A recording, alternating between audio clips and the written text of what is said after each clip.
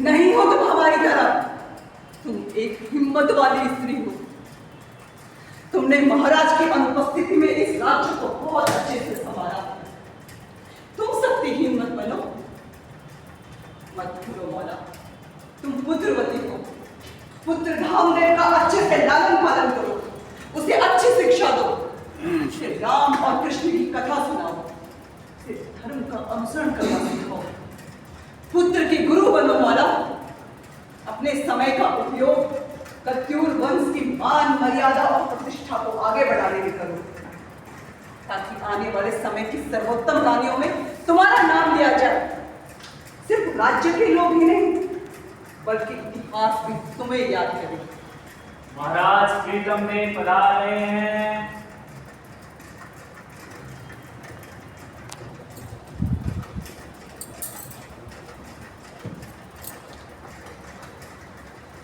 आसन ग्रहण करें। महाराज आप कैसे? पुत्र धामदेव कैसे?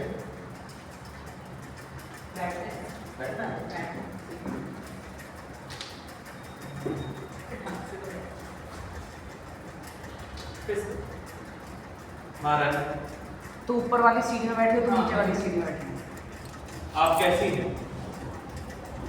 पुत्र धामदेव कैसे? उससे कैसे जिसका पति उसकी झूठी बहन को उसकी सौंप बना कर गया। और रही बात पुत्र धामदेव की, तो वो अपने मां के आंचल में सुरक्षित। महारानी हम जानते हैं कि धर्मा को हमने अपने साथ लाकर आपका हृदय दुखाया। आपने हमारा हृदय नहीं दुखा, बल्कि आपने समूची स्त्री जाति का अपमान किया। कभी छल से, कभी प्रेम से, कभी ताकत के बल पर स्त्रियों पर कब्जा करने की प्रवृत्ति पुरुषों में नई नहीं। मैं तो आपसे ऐसी उम्मीद नहीं। धर्मा मौला हूं मैं। मौला मारता है। इतने निष्ठुर ना बनो।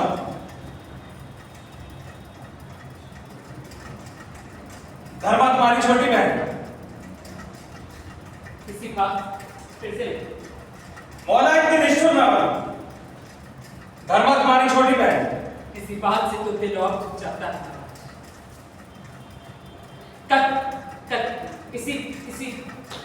इसी बात से तो और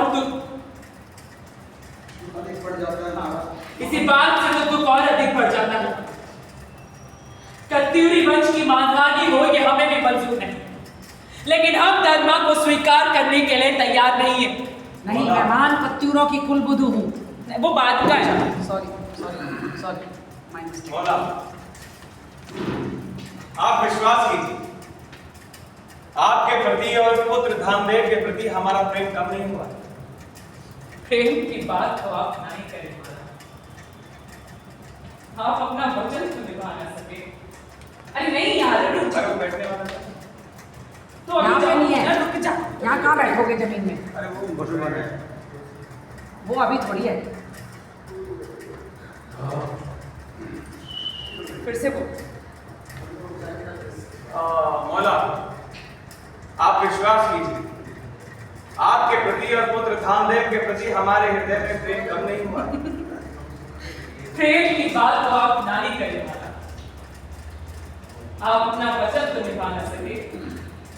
प्रेम क्या आपने नहीं। रानी मौला हमने अपना कौन सा वचन नहीं दिया? वही वचन जो विवाह से पहले आपने हमसे किया था कि विवाह के बाद आप किसी अन्य स्त्री की तरफ आंख उठाकर भी नहीं देखेंगे। जहाँ पर था। हम दोषी हैं, हम दंड भुगतने को तैयार हैं, किंतु मैं धर्मा को त्याग नहीं सकता। और मैं धर्मा को अपना नहीं सकती। तो क्या आप कच्छु कर जाने की बात कर रही हैं? मैं कत्यूरी वंश की कुलवधू, पुत्र धामदेव की माता हूँ। वहीं पर से अनाउंसमेंट कर। मैं कत्यूरी वंश की कुलवधू, पुत्र धामदेव की माता हूँ, आपकी भ्राता।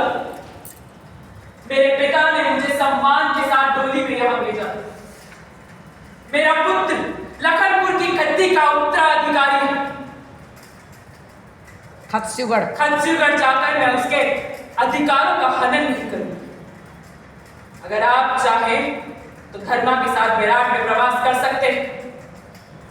महारानी, तो क्या हम ये समझे कि आप राज्य का विभाजन मांग रहे हैं? नहीं, उस तरीके का पुत्रधाम देश का पालन पोषण स्वच्छ और शांति वातावरण में करना चाहिए। शांतिपूर्ण वातावरण में करना चाहिए। रानी, ये संभव नहीं है। क्यों संभव नहीं है महाराज? क्यों? रानी चित्रलेखा,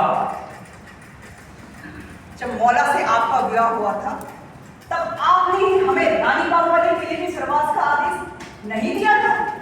रानी चित्रलेखा, हमें लज्जित ना करें। हमने दंड किया है, हम उसी की क्षमा मांगने आए। ऐसा ना कहिए महाराज, आप कत्यूरी राजवंश के सूर्य हैं। आपका शौर्य किसी से छुपा नहीं है।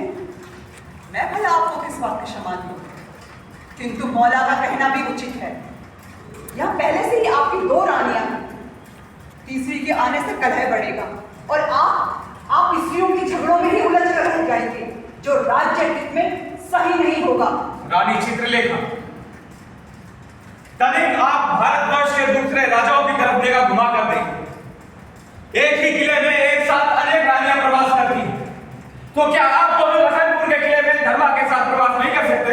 आप हमें बंधक बनाकर रखना चाहें तो रख सकते हैं महाराज, परंतु हम पहाड़ की स्त्रियां बचपन से स्वतंत्र वातावरण में पली बड़ी। आप हमें प्रेम से रखना चाहे तो उचित, वरना बंधक बनाकर भी अपना नहीं सकेंगे। बोला! क्रोधित न हो महाराज, हम पहाड़ की स्त्रियां मैदानी भागों की तरह नहीं होती हैं। कठिन जीवन शैली हमारे जीवन का हिस्सा है। फिर चाहे युद्ध का समय रहा हो या कठोर मौसम का, हमने हर परिस्थिति में इसका डटकर मुकाबला किया है। हम किसी से नहीं डरते। सुख सुविधाओं का हमें मोह नहीं। अगर सुख सुविधाओं का मोह होता तो इन कठोर पहाड़ों पर हम प्रवास नहीं कर रही होते। किंतु आप भूल रहे हैं महाराज, इन कठोर पहाड़ों को मानव के रहने के योग्य हम स्त्रियों ने ही बनाया। याद रहे महाराज,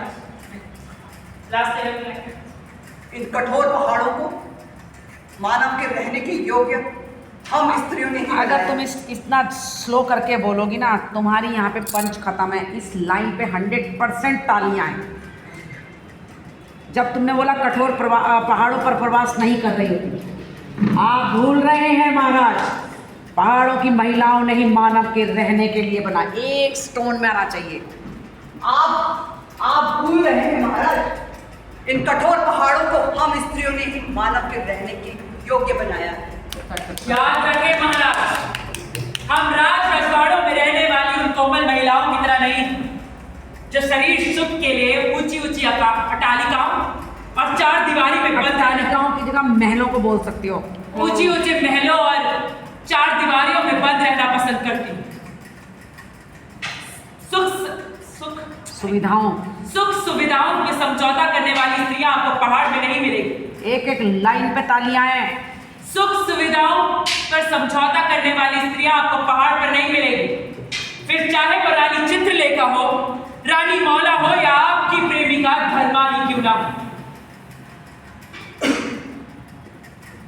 प्रेमिका धर्मानी, इनमें से कोई भी सुख सुविधा नहीं, उसके बाद ये कार्ड। पति का प्रेम मिले तो पति का प्रेम मिले तो कठिन से कठिन जीवन भी खुशहाल लगता। पहाड़ की स्त्रियां सब कुछ बांट सकती, पर अपने पति को बांटना स्वीकार नहीं करती। ये सेपरेट लाइन होनी चाहिए। पहाड़ की स्त्रियां सब कुछ बांट सकती। महाराज याद रखें, हम राजा रजवाड़ों के रनवासों में रहने वाली उन कोमल महिलाओं की तरह नहीं हैं, जिन्हें शरीर सुख के लिए ऊंची ऊंची महलों और 4 दीवारियों के भीतर रहना पसंद है। सुख सुविधाओं के लिए समझौता करने वाली स्त्रियां आपको पहाड़ों पर तो नहीं मिलेंगी। फिर चाहे वो रानी चित्रलेखा हो, रानी मौला हो या फिर आपकी प्रेमिका राजकुमारी धर्मा ही क्यों ना हो। महाराज, पति का प्रेम मिले तो कठिन जीवन भी खुशहाल लगता है। याद रहे, हम पहाड़ की स्त्रियां सब कुछ बांट सकती हैं, लेकिन हमें अपने पति को बांटना कभी पसंद नहीं है। मैं अपनी आंखों के सामने तो आपको और धर्मा को साथ नहीं दे सकती, तो प्रजा की खुशहाली के लिए आपको सुखी जीवन की कामना करती हूँ। आपको सुखी जीवन की शुभकामनाएं देती हूँ। व्यंग है, आपको सुखी जीवन की शुभकामनाएं देती हूँ। चलिए चौथा फटाफट आइए, 13वां सीन। समय के साथ